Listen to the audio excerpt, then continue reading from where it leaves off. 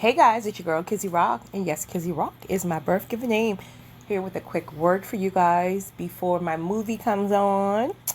So, I wanted to share this with you guys, and if that title captures your attention, then maybe this is for you, or for you, or for you. I wanted to say this: do not allow your pride to block your blessings. Don't allow your pride to block your blessings. And that can be on the giving or the receiving end. I'm going to tell you guys. So, a few weeks ago, where was I? I was somewhere in Alabama, and I was at a store. I think it was Walmart or Dollar General, one of these stores. And so I was in line, and then there was this older lady, her daughter, and her granddaughter. So the granddaughter was so cute. She may have been like 5 or 6. But her tooth came out, right? So the grandmother and her mother, they were kind of like busy, they were arguing about something. You could tell it was like a toxic a toxic family. They were in there arguing about something. So when they were arguing, the little girl turned to me and she said, "Look." She said, "I like your dress. Look, look." And she was smiling. And you know when children like lose their tooth, they want to just like show it to you, right? And so she said, "I lost my tooth." And I said, "Oh my God. Oh my goodness. Oh my goodness. Like, how much money did the tooth fairy give you?" And she's like, $1. And she was so happy. So anyway, we somehow ended up in the line together. And I was talking to the grandmother for quite some time. And you could tell that she was in trouble. So she may have even been on drugs. And I think the daughter kind of was just like having a difficult time with her and things like that. So when we got outside, when I was pulling off, it dropped in my spirit for me to give the little girl $20 for her tooth. She said she had only gotten $1. She had seemed so sad about her $1. So I told you guys, like, I always keep cash on me. Don't try me, because I keep something else on me. Don't try me. But so when I pulled up to their car, the grandmother and the little girl was already in the car. And so the mother was outside putting the buggy back. And of course, you know, when it's a child, you always approach the mother about something. So I gave her I handed her the $20 and tell her, I said, when you and your mother was in the store, doing whatever y'all been doing, your daughter showed me that her tooth came out, and she told me she got $1. So I wanted to bless her with this $20. Of course, I want to give it to you because you're her mother, and you give it to her accordingly. And she was so hesitant to take the money. She just stood there, and she was looking. Now, mind you, we were in the line together, and they didn't even have. I could tell they were like really kind of counting pennies to pay for the things that they had, right? Which is an indication that they're probably going through tough times. And you can kind of look at them and tell that, life was probably really hard during this time. So she was so hesitant to take the money, and she just kept saying, I can't. And so my spirit picked up on something else. I was like, I didn't tell her this, but I could tell like she was violated, and maybe someone used money or some type of form of, treats or whatever to maybe violate her. And she just kept saying, I can't. But my spirit was also telling me she needed the money. So typically, the average person would just say, oh, well, okay, and keep it moving. But with me, because I'm so connected, regardless of what I got going on, I'll have to sit and ponder, right? And whatever that spirit tells me to do, I have to work on that in that moment. And so I said to her, I said, when people attempt to give you things, here's what you do. Here's how you handle that. Test the spirit. Test the spirit.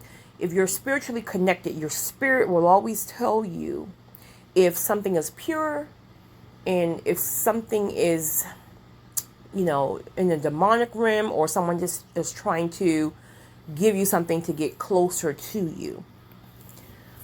I said, but always test the spirit, because what we can do, and I'm guilty of it, Lord knows I'm guilty. I said, what we can do, we can block our own blessings because of our pride or because of unhealed trauma and all that good stuff, triggers, all that stuff like that. And she started crying. Well, a tear rolled down her eye. And she said, you know, people tell me that all the time. I always hear that, you know, I'm blocking my own blessings because I've had so many people wanting to help me. And she said, I just feel like, you know, when people are giving you something, it's like they want something. Ding, ding, ding, ding, ding, ding, ding, ding, ding, ding, ding. So that alerted me exactly what I was feeling in my spirit, right? And I said, truthfully, most people will. There is like, I give you this, you give me that. Or if I give you this, then you have to pretty much obey what I say. Or so yes, most people, most. However, there's a group of people in this world that God has assigned specifically to you that will help you in a certain season, that will help you advance in your in your career, your gifts, your calling, especially when it's something that you're doing that is in the purpose and the will of God that will bless other people, right? Meaning, let's just say she wanted to start a business, and in her business, she could be helping other people. But if you're turning down every single person who can potentially bless you or plant seeds within your business or within yourself, you could truly be blocking your own blessings. I had to learn that. I'm not gonna tell you no lie. I told you guys several times, but one of the main times I can really think about is when I spoke to Keith Sweat concert. And if you guys haven't seen my conference yet, it's in my conference, but there were so many people, and I was on the front row, and so there were like so many people on the front row who literally just kept running to me and like handing me, I'm talking about $50, $100 bills. And I'm like, what are y'all doing? What are y'all doing? I'm no pastor. You know what I mean? I'm not taking up no tithes and offering. Like, I'm grateful and I'm thankful, but no, I felt bad because I felt like, wait a minute, God has blessed me abundantly. You know, I some of these people probably, and some of these were older folks. These people probably are like really, you know, going through a hard time in their life, and I felt guilty about accepting their money, so I kept rejecting it, and I just kept like, no. And finally, it was this one girl. She may have been like in her maybe 30s or even 40s, I'm not sure. And she grabbed my hand like really forcefully, right? And was like, no, you take this money. Right? Because I'm like, you turned into a demon right before my face or something. Well, it wasn't a demon. Let me take that back. But, and in that moment, I was like, okay, am I missing something here? So I remember when I left the concert, I called my mom and I called one of my great friends. Her name was Kizzy as well. And I was telling them, I was like, these people were like trying to give me $50, $100. And they were like, you can't do that. You can't do that. These people are planting seeds and you got to take their seeds. And I'm like, what? Right? I didn't even know it. And so that moment taught me a lot, and that's still hard for me, if I'm going to be honest. Like, that's really hard for me. But I understand and I get the concept now. No, you can really be turning down your own blessings if the right people, so test the spirit, but if the right people are trying to plant seeds into your life. On the flip side,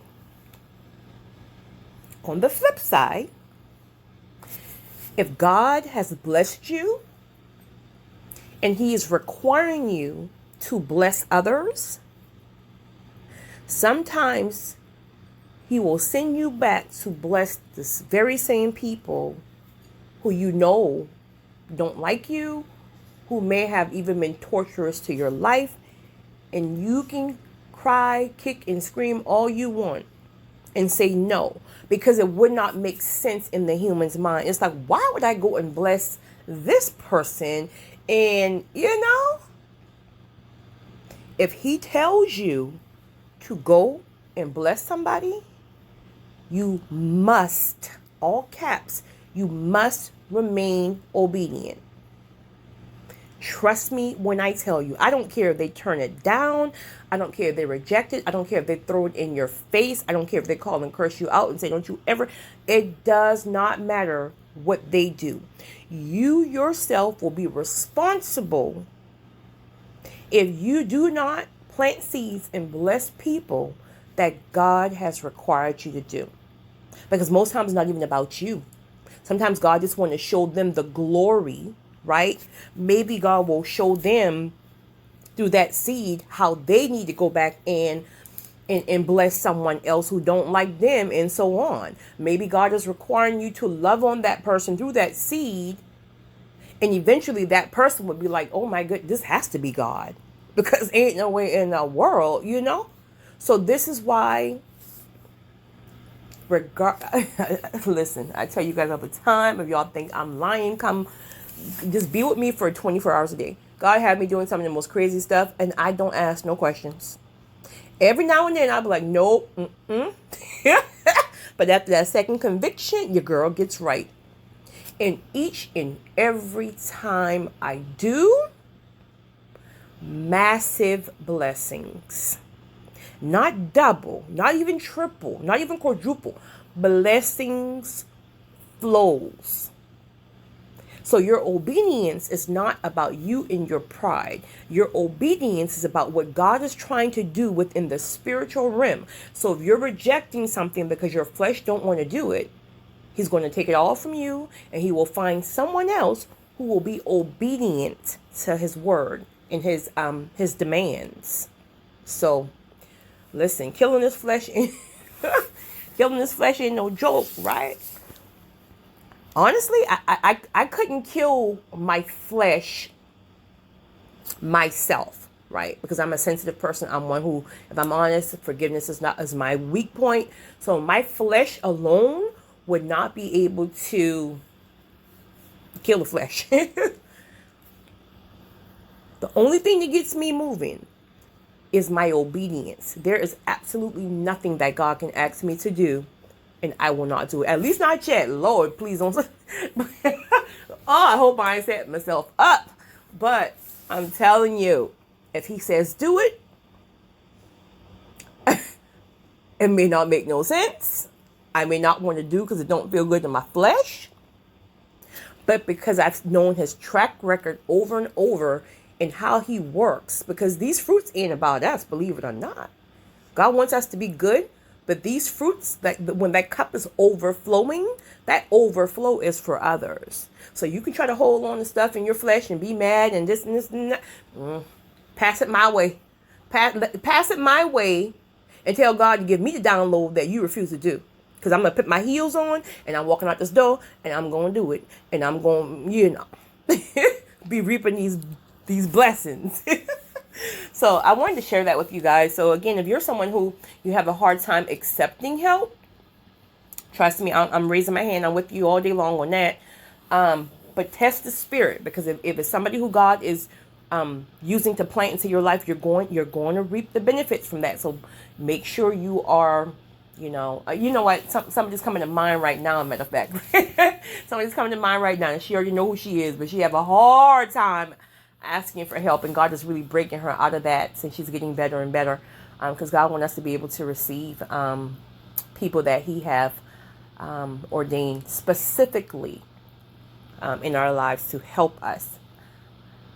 And then again, on the other side of that, if God has blessed you and you're in the up season right now, and your fruits are many, and he's asking you to go back and help people, regardless of who those people are, you got to go back and help. You got to go back and help and ask no questions. Just do what he tells you to do. When you do your part, you don't have to worry about their part. You guys have a great evening. Have a great night. It's your girl, Kizzy Rock.